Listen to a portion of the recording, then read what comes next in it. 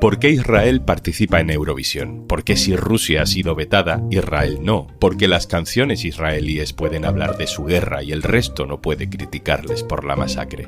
¿Por qué han ganado el voto del público en España? Soy Juan Luis Sánchez. Hoy en Un Tema al Día. Eurovisión, Israel y España. Claves de un festival en guerra. Una cosa antes de empezar. ¿Quieres digitalizar tu negocio? El programa Kit Digital te ayuda con bonos digitales de hasta 29.000 euros. Te cuento más al final del episodio. Este fin de semana ha habido elecciones en Portugal, en Polonia y en Rumanía. Pero de ninguna de esas votaciones se ha hablado tanto como de esta. And now, the moment you've been waiting for. Our 12 points go to Switzerland. Congratulations. Eurovisión ha vuelto a poner frente a la televisión en España a más de 6 millones de personas el sábado por la noche. El dato se multiplica hasta los 46 millones si hablamos de audiencia en toda Europa. Y volvió a ser protagonista de un debate político cada vez más caliente. Eurovisión vetó a Rusia hace 3 años por la invasión de Ucrania y Rusia no ha vuelto a participar. Pero Eurovisión no es capaz de hacer lo mismo con Israel por la masacre continuada de Gaza. De este doble rasero ya hemos hablado en otros capítulos de otros años, pero en este 2025 España ha jugado un papel importante en ese debate. Hemos visto a Televisión Española hacer cosas que nunca le habíamos visto hacer y hemos visto a Israel, a pesar de que no ha ganado el concurso, lo ha ganado Austria, pero ganando el voto del público en toda Europa, también en España. ¿Cuál es el poder real que tiene Israel en Eurovisión? ¿Cómo puede ganar en este contexto el voto del público, sobre todo en España, un país en teoría mayoritariamente pro-palestino? Te guste o no te guste Eurovisión, el debate está cogiendo cierto peso. Creo que nadie se llevó las manos a la cabeza cuando se inició hace 3 años la invasión de Rusia a Ucrania y se le exigió la salida de nada más y nada menos competiciones internacionales. Y por tanto tampoco debería hacerlo Israel. Porque lo que no podemos permitir son dobles estándares tampoco en la cultura. Vamos a entender las claves de todo esto. Marcos Méndez, hola. Muy buena, Juanlu. Marcos Méndez es director de Bertele. Marcos, empezando por lo más básico, hay que recordar que efectivamente Israel no está geográficamente en Europa, pero esto es como el fútbol, ¿no? Como en la Eurocopa, que bueno, se le invita porque se entiende que Israel políticamente tiene lazos con Europa. Pues está igual que en el fútbol, igual que en el deporte, aunque geográficamente no está en Europa, pues su televisión pública, que es la CAN, es miembro de la Unión Europea de Radiodifusión, la UER, que es esta unión que engloba a todas las televisiones públicas y que se encarga de organizar Eurovisión. Así que participa como una más. No tiene la importancia que, por ejemplo, tiene España, que España forma parte de lo que se llama el Big Five, que son los 5 países más importantes de Eurovisión, pero sí que es una más, no es ni tan siquiera invitada. Israel es miembro de la UER. No está entre los 5 grandes, pero tampoco es un miembro cualquiera, ¿no? Hay incluso dinero de por medio. Hay un peso muy claro, que es que el patrocinador principal del evento es Moroccan Oil. Es una empresa israelí de cosméticos que está acusada por asociaciones civiles pacifistas de fabricar sus productos en territorios palestinos ocupados por Israel y que tiene una fuerte vinculación directamente con el gobierno del Estado hebreo. La UER se ha negado a facilitar la cifra de ese contrato de patrocinio, que debe ser muy importante, pero claramente está influenciando su distinto trato a la delegación israelí y a su permisividad con la CAN. Israel ha hecho tradicionalmente uso del festival a lo largo de los años, no solo para presentarse al mundo como un país moderno, diverso, liberal, sino también para colar sus mensajes sobre Palestina. En 2019 ya causó polémica porque tras ganar el año anterior, Israel decidió celebrar el festival en Tel Aviv, en plena escalada ya de la tensión en Gaza, y los 2 últimos años ya es que ha sido todavía más evidente. El año pasado la letra de Eden Golan, con su canción Hurricane, fue rechazada 2 veces por la UER por su clara vinculación al ataque de Hamas y el conflicto posterior. Acabó siendo aprobada, pese a incluir referencias muy evidentes. También es verdad que tras un ultimátum de Israel, es decir, Israel dijo, mira, voy a presentarte esta última versión y como no me la aprueben no participo, y curiosamente ahí ya sí que fue aceptada. Y este año el autor de la canción, que se llamaba New Day Will Rise, ha sido el mismo que el año pasado. Su letra ha vuelto a ser una alegoría de cómo Israel se levanta y se supera tras el ataque de Hamas, y su intérprete, que se llamaba Yuval Rafael, pues apenas tenía trayectoria artística, pero fue una de las supervivientes de ese ataque de Hamás. Y pese a todo, la UER ha vuelto a probarlo. Bueno, todo esto podría formar parte de la libertad artística y de la libertad de expresión de un país que se presenta a Eurovisión pues con la canción que quiere y con la letra que quiere, ¿no? Ya que le dejan, ¿eh? El problema son de nuevo los raseros. La organización de Eurovisión no es que haya dejado hacer, es que ya está actuando como una especie de guardaespaldas de Israel durante estas semanas. Le he pedido una nota de voz a nuestra compañera también de Bertele, Laura Pérez, que ha estado en Basilea cubriendo la final de Eurovisión, para que nos cuente lo que ha visto. Hola, Juanlu. Pues la protección de la UER a Israel en esta edición de Eurovisión se ha palpado en todo momento allí en Basilea, principalmente porque el festival se ha bunkerizado. Durante toda la semana de Eurovisión se eliminaron todas las ruedas de prensa previas a la final, después de que el año pasado fuese en uno de esos encuentros de los artistas con los medios donde hubo una mayor tensión con la representante de Israel. Además, Yoav Rafael, la artista israelí, no dio ningún tipo de entrevistas, cuando el resto de candidatos sí. Por otro lado, se nos prohibió a los periodistas grabar de puertas para adentro, en ensayos y demás, para evitar que si ocurría cualquier tipo de altercado, este pudiese difundirse. Y también en los ensayos con público a los que tuvimos acceso, ya fuimos testigos de cómo en la realización televisiva ensayaron la actuación de Israel con el audio de ambiente completamente silenciado y todas las protestas de los asistentes, que algunos incluso colaron silbatos en el pabellón, solo se podían escuchar por el micrófono de la cantante, minimizando al máximo que el ruido que hubiese en la actuación en directo pudiese ser percibido por los espectadores por televisión. O sea que no estamos hablando solo de que los organizadores hayan sido permisivos con Israel, sino que han sido además proteccionistas para evitar polémicas más allá del escándalo que supone la propia participación israelí. En esos prolegómenos de la final es cuando España empieza a revolverse, mientras nuestra candidata Melody va a lo suyo, ensayar y cantar porque una diva es valiente. Televisión Española decide hacer referencia a la masacre de Gaza en la retransmisión en directo de la semifinal, durante el típico vídeo de presentación que sale antes de que salgan los artistas de cada país a cantar. Esto se dijo antes de que saliera Israel. Este año Radio Televisión Española ha solicitado a Eurovisión un debate sobre la participación de Israel en el festival.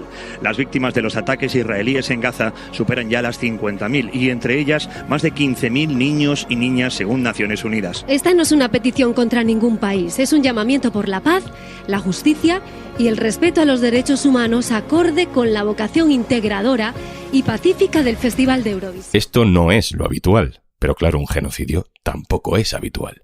Marcos, ¿cómo reacciona la organización de Eurovisión ante esto? Pues lo que hizo la UER fue rápidamente atender una queja que planteó la cadena israelí Kan. Kan protestó porque Radio Televisión Española había mandado ese mensaje. Al día siguiente la UER ya había mandado una carta a Radio Televisión Española amenazándole con multas y avisándole de que sus narradores no podían hacer lo mismo en la final. Y lo que hizo Radio Televisión Española fue meter un mensaje antes de empezar la retransmisión. Como era antes, ya no entra dentro de las normas de la UER que impone para el festival y entonces pudo volver a mandar ese mensaje de paz y de justicia por Palestina. Era lo único que decía. Fíjate cómo será la cosa que mientras a España se le ha advertido por esos comentarios de sus narradores, el narrador de la cadena israelí, de Kan, durante la semifinal de Armenia, cuando actuó el país, dijo: no puedo creer que les hayamos dado a estos tipos un barrio entero en Jerusalén. Da la casualidad de que justo el año pasado Armenia reconoció al Estado de Palestina. Y este año, desde la cadena pública de Israel, hay esta crítica. No pasó absolutamente nada, la UER no dijo nada y parece que todo se ha solucionado con que el narrador diga que era una broma. Bueno, pues ahora llega el nuevo giro en toda esta historia. Ahora Israel. La audiencia ha otorgado a Israel, a Yuval,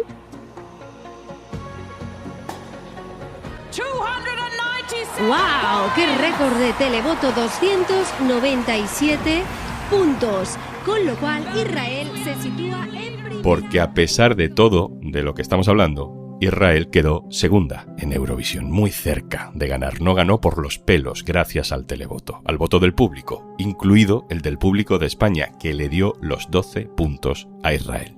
Marcos, explícanos en qué consiste o cómo funciona esto del televoto, que además se hace previo pago, ¿no? Hay que pagar para votar. ¿Esto cómo va? Pues de forma muy resumida, no se puede votar a tu propio país desde él. Es decir, desde España no podíamos votar por Melody. Pero sí que se puede votar desde cualquier país del mundo, no solo de los participantes, desde cualquier país. De hecho, las votaciones se abren para el resto del mundo 24 horas antes de la final y para los países participantes se abren al empezar la final. Y desde hace un par de años, y esto es muy importante, se implantó un nuevo sistema por el que cada persona, cada terminal, puede votar hasta 20 veces, realizar 20 votos por un mismo candidato o por distintos candidatos.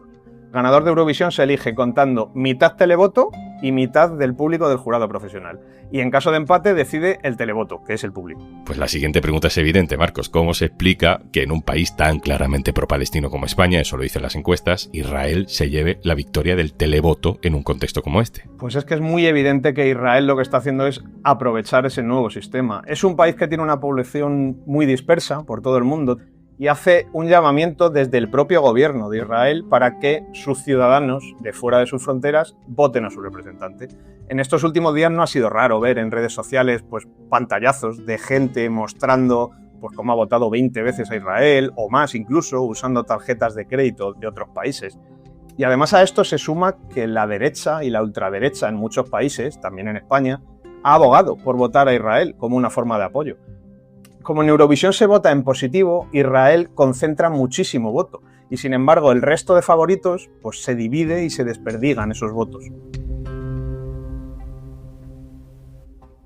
Básicamente la tesis es que hay una adulteración del voto o que está por lo menos condicionado por cuestiones que no son artísticas, ¿no? Muchísima gente ha votado a Israel por motivos políticos y es un voto en defensa de la postura de Israel con Palestina y eso está muy organizado. Es que es así, tal cual. Además, son cosas muy evidentes, porque el año pasado, en 2024, el propio gobierno de Israel reconoció, confirmó que había invertido dinero para fomentar el voto hacia su representante. Este año, de momento, el gobierno de Israel no se ha manifestado, pero es que parece igual de evidente. De hecho, ha iniciado una fuerte campaña en vídeos incluso de YouTube, metiendo anuncios previos pidiendo el voto a Israel. Es decir, el Estado de Israel se toma a Eurovisión como una gran maniobra de marketing y de propaganda y directamente desde el gobierno fomentan el voto a sus representantes para conseguir ganarlo y poder organizarlo. Juanlu, ya solo que el hecho de poder votar para el ganador de Eurovisión sea pagando muestra una diferenciación muy clara. Cuando hay un Estado detrás, como el gobierno de Israel reconoció en 2024 que había influido, había fomentado el voto a Israel, deja claro que si tienes un Estado detrás, tu poder para poder votar a tu representante es enorme. Así que es normal que el televoto se decante a favor de Israel cuando puede concentrar tanto voto positivo. Marcos, la última. No sé si todo este debate es realmente trascendental para Eurovisión o es una cosa como muy de burbuja de algunos colectivos y de algunos países especialmente pro-palestinos. No sé si todo esto pasará como una polémica más o tú ves que este año Eurovisión empieza a tambalearse con esto, a jugar con fuego. Yo creo sinceramente que la victoria de Israel el sábado habría supuesto directamente la destrucción de Eurovisión.